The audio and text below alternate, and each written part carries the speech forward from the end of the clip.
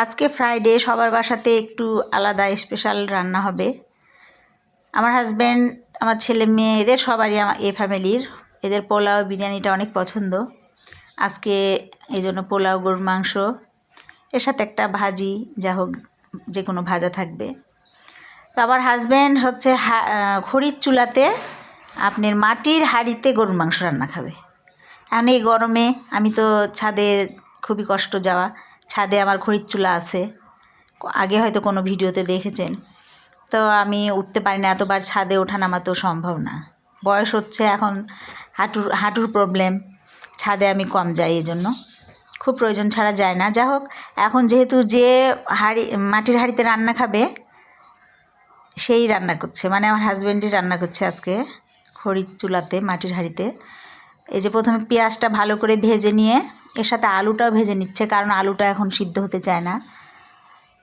তো হচ্ছে পেঁয়াজের সাথে আলুটা সুন্দর করে ভেজে নিয়ে আপনার হলুদ গুঁড়া, মরিচ গুঁড়া, লবণ, জিরা গুঁড়া, ব্লেন্ড করা হচ্ছে গরম মশলার গুঁড়া, তেজপাতা, মানে যাবতীয় মশলা সব কিছু। মাংসটা আপনার হচ্ছে সরিষার তেল দিয়ে করছে, সব কিছু দিয়ে এই যে ভালোভাবে এভাবে কষিয়ে নিচ্ছে।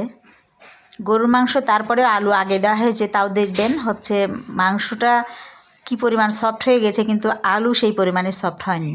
রান্না শেষে দেখাবো আপনাদেরকে, দেখবেন।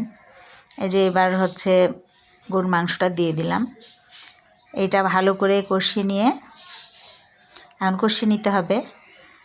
পুরো রান্নাটাই কিন্তু আমার হাজব্যান্ড করছে আজকের। আমি সব কিছু গোছগাছ করে দিয়েছি, ও জাস্ট চুলার পাশে বসে আছে, রান্না করছে। অনেক দিন যেহেতু খড়ি চুলাতে রান্না নাই বা আসি না, সেজন্য চুলাটা অনেক ভেজা ছিল। তারপরে আমি সুন্দর করে লেপে টেপে সুন্দর করে দিয়েছি। এখন এই যে কষানো হয়ে গেছে, পানি অ্যাড করছে।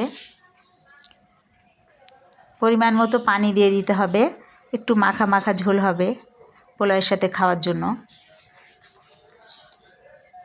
তো পরিমাণ মতো পানি দিয়ে এটা হচ্ছে সিদ্ধ করতে দিতে হবে, ঢাকা দিয়ে সিদ্ধ করতে হবে।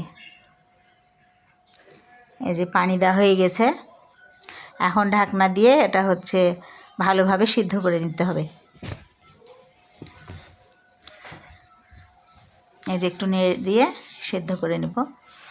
এখন হচ্ছে এই যে এই পটল ভাজাটা আমার মেয়ে, আমার হাজব্যান্ডের পছন্দ। আমার আবার ওই যে গতকাল করেছি সেই পটল ভাজাটা ভালো লাগে, মানে 2 ফালটা করে ভাজাটা, কিন্তু ওদের এইটা পছন্দের জন্য এইভাবে করলাম। আর এই যে গরুর মাংস রান্না হয়ে গেছে, পরিবেশন করলে দেখবেন যে এখনও আলুটা মানে সেই রকমই হয়ে আছে শক্ত, কিন্তু মাংসটা হাতে দিয়ে গলে যাচ্ছে, দেখবেন ভেঙে যাচ্ছে, একেবারে সফট হয়ে গেছে। এই জন্য হচ্ছে এই দেখেন পরিবেশন করে দিলাম। এখন খাওয়ার পালা। পোলাও, গরুর মাংস আর হচ্ছে পটল ভাজা, সালাদ আছে, টমেটো, শসা, লেবু, কাঁচামরিচ। এই যে টমেটো, লেবু আর হচ্ছে এই যে শসা দিয়ে দিলাম। আমার কিন্তু প্লেন ভাতটাই পছন্দ, কিন্তু এদের হচ্ছে পোলাও পছন্দ। তো আমার একার জন্য আবার ভাত করবো, এই জন্য পোলাওটাও খেয়ে নিতে হবে, আমাকেও খেয়ে নেব, কিন্তু আমার প্লেন ভাতই পছন্দ। এদের আবার সবার পোলাও আর বিরিয়ানি খুবই খুবই পছন্দ।